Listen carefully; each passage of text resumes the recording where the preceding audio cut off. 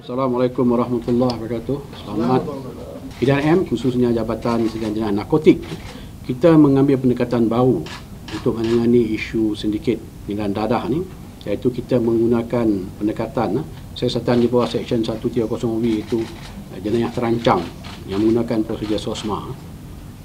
Jadi kita berharap dengan pendekatan ini kita akan dapat mengambil tindakan secara keseluruhan terhadap aktiviti pengedar, daripada ketua sindiket, pimpin dia, pengedar, transporter, tempat stor penyimpan ni, kardiak dadah dan sebagainya. Ini yang kita harap dengan pendekatan baru ni kita dapat mengambil tindakan yang menyuruh secara holistik ke atas aktiviti pengedaran dadah.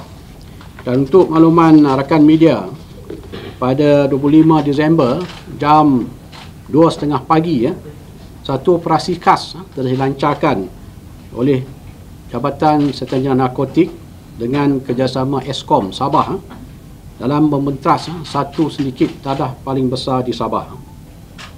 Dalam operasi ini beberapa serbuan telah dibuat di sekitar Kota Kinabalu, pantai timur Sabah, melibatkan daerah Tawau dan juga Sembuna. Hasil daripada operasi ini, seramai 10 lelaki yang merupakan ketua sindiket dan juga ahli yang telah berjaya ditahan. Dan tangkapan ini melibatkan ketua sindiket yang berusia 40 tahun, yang merupakan seorang ahli penjagaan, yang mana sebelum ini pernah ditangkap di bawah, diambil tindakan di bawah Seksyen 3(1) adalah merbahaya LPK. Yang kedua melibatkan dua individu, masing-masing berumur 36 tahun, iaitu seorang peniaga, dan 48 tahun pembantu peribadi kepada ketua sindiket yang merupakan ahli kanan sindiket ini. Yang ketiga, seorang pejabat awam berumur 44 tahun yang merupakan warga agensi penguatkuasa. Beliau memainkan peranan sebagai transporter bagi sindiket ini. Yang seterusnya, seorang individu berumur 34 tahun, ini seorang buruh yang merupakan kalder dadah bagi sindiket ini. Seterusnya, dua individu masing-masing berumur 32 tahun, merupakan penyelia tapak, dan 45 tahun pengarah urusan rangkaian restoran yang menguruskan aspek keuangan sindiket ini. Seterusnya, dua lagi individu berumur 30 hingga 31 tahun, merupakan seorang penganggur yang merupakan pengedar dadah bagi sindiket ini. Dan yang terakhir, seorang individu berumur 48 tahun, seorang penganggur yang merupakan tontor yang bagi memantau aktiviti sindiket dadah ini.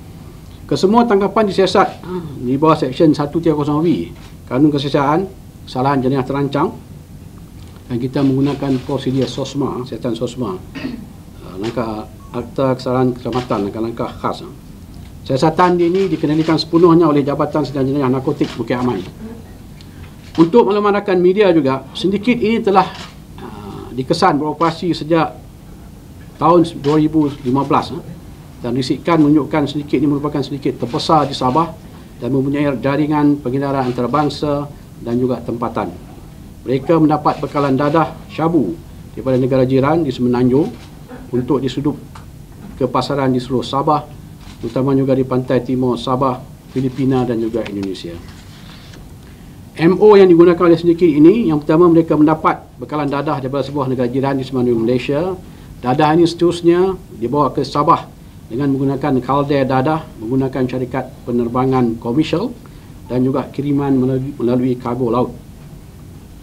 Dan seterusnya bekalan dadah ini akan disimpan di Sabah sebelum diagihkan untuk gunaan di sekitar pusat-pusat hiburan Sabah sebelum disudup kepada pembeli di Indonesia dan juga Filipina.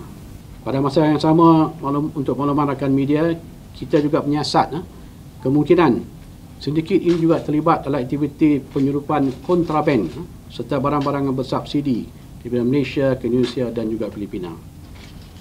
Dalam siasatan pihak PDRM juga, kita telah mengesan ahli sindiket ini memiliki pelbagai aset seperti kenderaan-kenderaan mewah, banglo, 12 syarikat perniagaan dalam bidang pelancongan, pembinaan, petrokimia, oil and gas, serta pembuatan. Dan mereka juga mempunyai sebuah feri dan juga memiliki rangkaian restoran di Sabah. Dan ketua sindiket ini dikesan memainkan peranan sebagai penaung badan bukan kerajaan, NGO yang bagi melindungi aktiviti haramnya. Untuk makluman rakan media, siasatan ke atas rangkaian sindiket ini masih diteruskan. Kita masih lagi mengesan saki-baki anggota sindiket ini. Yang ketua sindiket itu ada apa-apa gelaran pingat kebesaran? Datuk. Datuk Kita semak memang ada gelar Datuk, dan kita akan maklumkan kepada negeri berkenaan lah yang untuk tindakan susulannya. Memang Datuk memang ada gelaran Datuk.